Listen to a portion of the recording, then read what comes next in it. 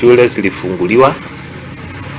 Form 1 walianza kuripoti jana, na kulingana na response yenye nimepata kutoka kwa County Education Officer ni kwamba students wanaendelea na kuripoti.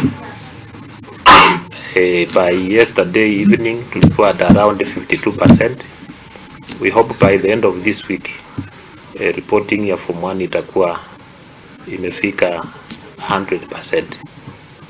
Nataka nichukue nafasi niulize chiefs na wazazi wote wahakikishe watoto wale walifanya KCPE wameenda form 1 kwa shule yote ila ameitwa. Tunajua kuna shida ya basari kutoka CTF. Nimeuliza walimu wavumilia watoto, basari ikija ya CTF watoto watapewa, wasifukuzwe. Na wazazi wale ambao hawata cooperate, nimeuliza chiefs na security officers au wazazi washikwe na wakuwe prosecuted for not taking their children to school, because it's only through education that we can be able to empower our youth. Hakuna njia ingine. So that is what I wanted to say for now.